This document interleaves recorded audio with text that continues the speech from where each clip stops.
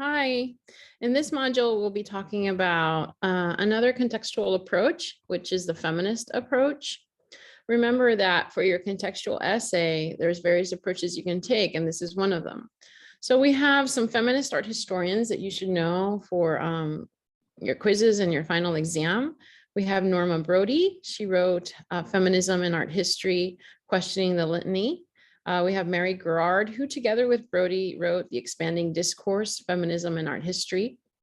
Linda Nochlin, who wrote this very important essay called Why Have There Been No Great Women Artists? And she wrote that in 1971. So certainly she's a pioneer of the feminist movement. And I'll be discussing a little bit about what that article deals with. And then you have Whitney Chadwick, who writes a survey book that I used for my Women in Art class called Women, Art, and Society. So here, these are some examples. We'll also be looking at feminist artists, and certainly the Guerrilla Girls are an important part of that. And the Guerrilla Girls are anonymous art historians, artists, art critics that wear guerrilla masks. And when they first began gathering, somebody wrote guerrilla wrong, right? They were talking about like guerrilla warfare. And that's where they came up with the idea to wear masks so they could be anonymous and their fame wouldn't interfere with the message they're trying to create. And you can go to guerrillagirls.com and look at some of their posters, their books. They have the bedside companion to art history, which I think is great and corrects all the errors of art history, namely the fact that when we look at the canon that we discussed before in those survey books like Jansen and Gardner's, a lot of women are left out. For example, Jansen wasn't until much later that he started adding women, whereas Gardner's did have women, including Frida, Georgia O'Keeffe. So this canon of art history has expanded to include women artists, and that's important. The Guerrilla Girls do performances, lectures, and they also do advocacy, and they put posters in museums. And this is one of those posters. It says, do women have to be naked to get into the Met Museum? Less than 5% of the artists in the modern art section are women, but 85% of the nudes are female. So what we mean by feminism, especially in art history, so feminism broadly defined is that anyone, right, regardless of gender, believes that women should have the same access to education, equal pay, that women should be able to have any job they want, regardless of being a woman. So in art, it's important to note that it's a little behind the times, as is society often in certain aspects. And they're making the case that the modern art sections don't represent women well, don't collect women, don't have their art on display, but that they're focusing on the representation of women. And this is a great poster because it appropriates Ang's Grand Odalisque, which you've probably seen before. It's a reclining nude. And then the face of the mask, of the gorilla mask, is placed on the figure. And then you have the poster. The poster gets often updated with different percentages. And this is an exercise I do in another one of my classes in Women in Art. I make students go to museums and find the ratio of women artists versus male artists. And it's an interesting exercise that I welcome you to have to do on your own. It's borrowed from their activities, their museum activities book. And the next time you're in a museum, think about how many women are in a particular exhibition, or how many women are in the museum as a whole, as opposed to male artists. So things to think about. And certainly the activism of the Guerrilla Girls is important. We do have that they have had some internal conflict in the group, and you can read a little bit more about that in your own if you'd like.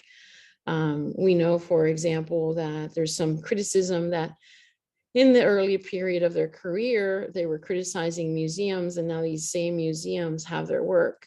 And of course, that's part of being a professional artist, that eventually, right, your work gets accepted into the museum. So things to think about, but certainly a perfect example of feminist art, of activism. And of course, this is contemporary art that we're talking about. I wanted to go back a little bit and show you other artists that are pioneers in the feminist art movement. And one artist is Judy Chicago's The Dinner Party. It's from 1979. I will be showing you hopefully the website for this, so you can see a little bit better all the details. But this is the dinner party that has 39 place settings for different women throughout history. Both women and men collaborated on this. It's a large project with lots of collaboration, but we attribute it to Judy Chicago as the principal artist. They have banners, they have what's called the heritage floor, which is that triangle with 999 signatures. You have all the ceramics that are the plates and the place settings. You have different embroidery, technically tapestries on there also. And for each individual important figure in female history. And notice that it's a triangle. So lots of things are going on. First of all, it's a dinner party. Making references, for example, to the Last Supper, in which women were excluded. So it's a completely different in terms of being a dinner party where men are excluded. And certainly men aren't excluded from the production, but they're excluded from sitting at the table. The table is also a triangle, and that's purposeful. It's supposed to remind you of the female pubic area, for example, that you see in cycladic figurines. So I will be showing some imagery that might bother some of you, but she does show a lot of vaginal imagery in this particular piece. So as you walk through the beginning towards the end, if you see we're right now at the beginning starts at the right and the end is at the left. Notice that the ceramic plates get more three-dimensional. So they're very smooth and flat, and they get more three-dimensional. Technically, these are vaginas. And the last one there that's super three-dimensional is that of Georgia O'Keeffe. And I will be showing you Georgia O'Keeffe in a little bit. For feminist art historians and somebody like Judy Chicago, Georgia O'Keeffe is the inspiration for this work because she understands those flower images that Georgia O'Keeffe uses as vaginal images. So here you can see a little bit better the embroidery of each of the table tapestries or the runners. And there's also heritage banners when you walk in. So it's a very elaborate work. It's very large. It's housed in Brooklyn, and I highly recommend you go see it. And it is talking about the power of females. So that's why we refer to it as feminist. Judy Chicago is advocating for women and women artists in particular. She is the establisher of what's called the Woman House Project, and you have a link for that in your module, in which an entire house was occupied by female artists, and each artist was given a specific room that they could redo. And you have examples of, again, feminist art. You have menstruation bathroom, which is very important, and really sort of focusing on female experience and how female experience from a feminist point of view, how impactful that is. So we have a lot of art that had never been done before, right? So this is in the 70s, and that wave of the 70s feminist movement. And if you know about feminism, right, there's different waves, there's suffragettes. So the 70s movement is what Judy Chicago is participating in. So remember, Georgia O'Keeffe is very important. We have multimedia, we have ceramics, fabric, a large scale, basically a symbol of the vagina with smaller 39 vaginas within it. So it's very much so sort of a feminist manifesto, if you will.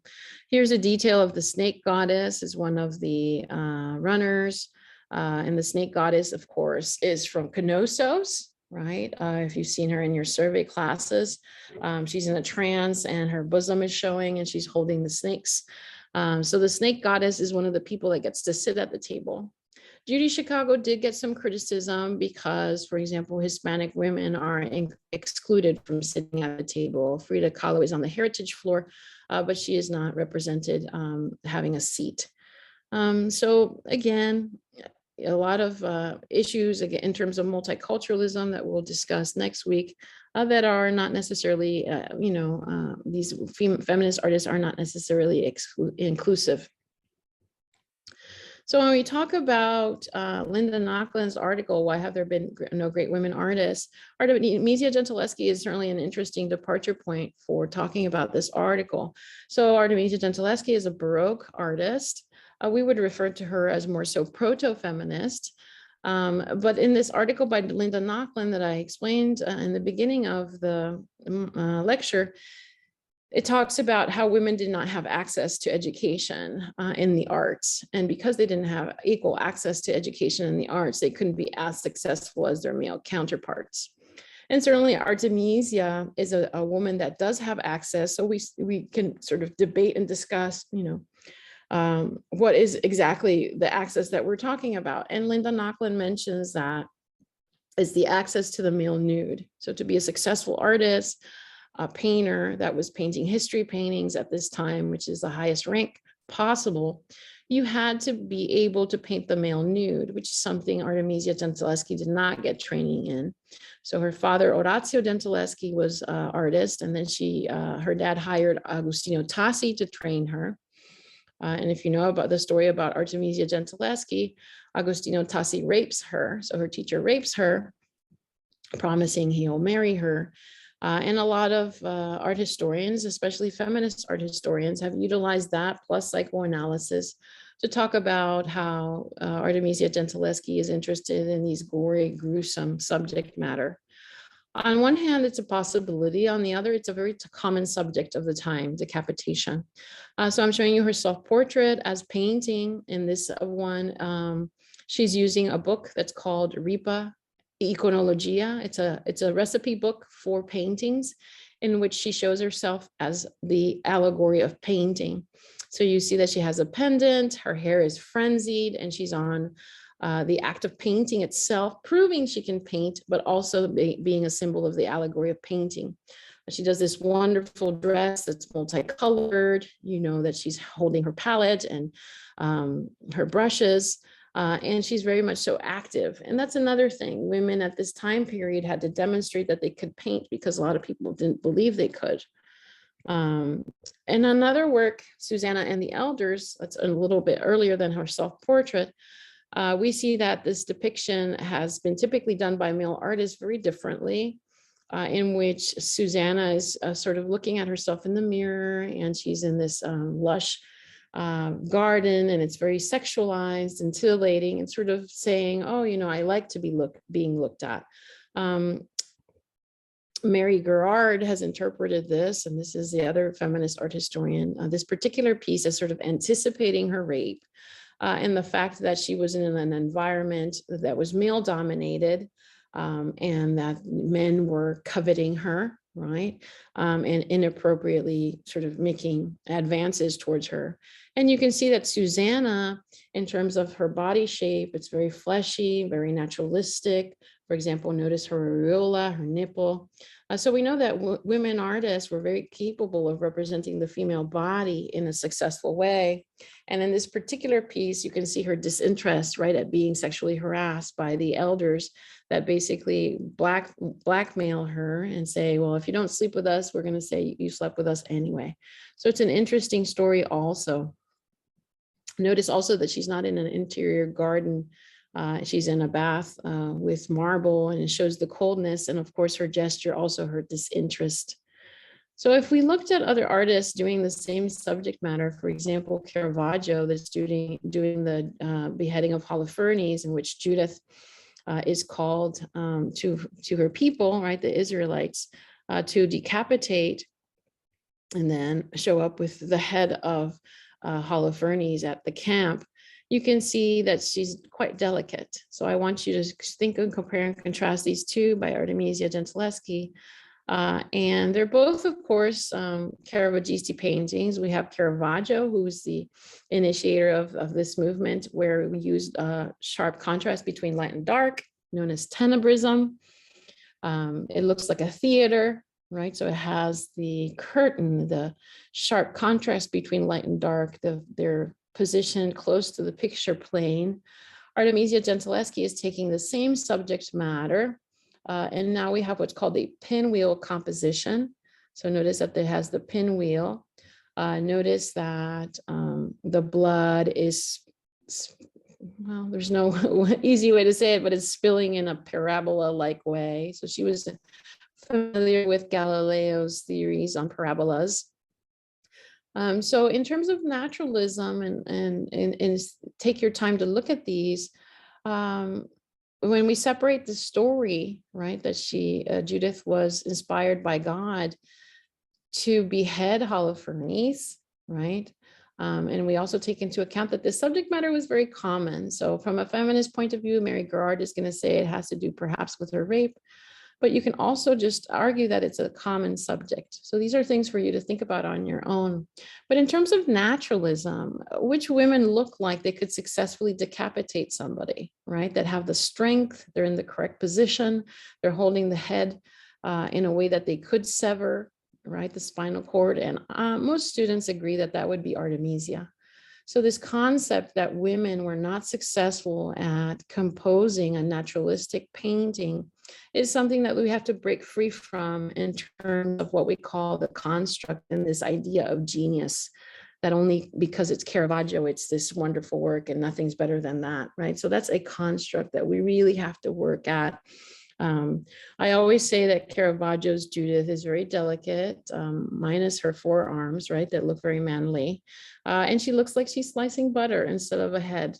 And I wonder what your opinion is, okay? So other artists, this is Georgia O'Keeffe, who inspires the work of Judy Chicago. And Georgia O'Keeffe was often interviewed and explained many, many times that her flowers were not vaginas, that they were simply details of flowers, and she liked looking at things up close. From a feminist art historian point of view, art historians will look at these as vaginal imagery. So this is what we talked about, the signifier and the signified, right, and semiotics. It looks like a flower, right? It is a flower, but to some people, it won't be a flower, it'll be a vagina. And especially for Judy Chicago, that adopts this entire table for the dinner party, and all the table settings are exactly this. And she even reserves a table spot for Georgia O'Keeffe with a very three-dimensional vagina. So this is interesting because we have what the artist thinks their work is, and their artist is saying their work is, versus how we interpret what their work is. And of course, Georgia O'Keeffe was very vocal about this. And she was involved with some feminist movements, but we have to be careful again with what the artist is saying versus how we interpret their artwork. And this will always be something in art history, right? The intention of the artist will sometimes is different than the reading of it. So this particular one, the black iris, has been interpreted, right, as the labia, and then of course the vulva. And I wonder what your opinion would be. Interestingly, when she's doing something like the Radiator Building in 1927, of course, people say that they're instead of vaginal images, that they're phallic images. But if a male artist were doing buildings, that wouldn't be mentioned. So these are things to think about in terms of art history and the way we're looking at the content of images. I wanted to show you another artist. And there's plenty of feminist artists to choose from, but I'm certainly interested in Frida Kahlo. And Frida Kahlo, again, has been referred to as, feminist and proto-feminist. And this work, Portrait with Cropped Hair, is an interesting one. And I think she's interesting overall because she has become an icon, certainly to the point of having, right, an emoji. And I wonder, right, what she would think about this, in terms of being a Marxist. And certainly interesting in terms of her Mexicanness also. So I wanted to show, an artist in terms of multiculturalism. And this particular piece where she cuts all her hair off, and she has the part of the song that says, "Now that I don't have hair, would you love me?" And she's always pushing these boundaries of gender norms, which I think is interesting also. We know that she did a family photograph in which she wore a suit, and here you have her with the suit, and she has chopped off all her hair. And of course, in terms of her own sexuality, of being bisexual, and then of course in her own life and suffering. So I suggest you watch the Frida movie, and there's lots of wonderful documentaries on her also that talk about her journey. They talk about her trolley accident and the aspects of her life, having trouble having children, and her multiple miscarriages, and her marriage to Diego Rivera. So we know that she became an artist after being bedbound. She started painting. She would paint the casts in her own body. And then from that, started doing self-portraits. And she would say that this is, she is the subject she knows the most, which is herself. From a feminist point of view, what can we say about these works? Well, they're pushing gender norms. They are talking about, society, specifically Mexican society, and these aspects of what we know as machismo. And certainly Frida Kahlo in this turbulent relationship she had with Diego Rivera. What exactly was she saying about herself? And in other paintings, right, in which she calls herself Mrs. Rivera, she's talking about her identity as a woman, her identity as an artist, and sort of the idea of breaking free from that. But of course, within Mexican society, those presented challenges for her. So I certainly welcome you, those of you doing contextual essays, to explore this a little bit more. I'm always happy to talk about Frida. So I'm going to stop sharing. I wanted to show you the website for the dinner party, and you're welcome to explore this on your own. There's lots of other websites also. On the guerrillagirls.com is great, like I mentioned before. Any background research you want to do on Frida also. But these are the components of the dinner party. So you have the entry banners, the place settings, the heritage floor, the heritage panel, and then the acknowledgement panels. So I wanted to show you the place settings so you have a better idea of them. And again, go to the Brooklyn Museum and see this in person. I always love getting pictures from my students about this. So we have the different wings, 1, 2, and 3. And you can see here everything, the primordial goddess to Sacagawea. We have the snake goddess that I mentioned. We have Susan B. Anthony. Look at Emily Dickinson's plate. It's quite frilly. It's very Victorian. We have other artists like Artemisia Gentileschi that I just showed you. And then ending with Georgia O'Keeffe. And notice how three-dimensional her ceramic plate is. And it's exactly that, because Judy Chicago is interpreting her as the ultimate representation of vaginal imagery. So please explore this on your own. I think it's fun to do so. So email me if you have any questions or concerns. It's nice seeing you virtually. Bye.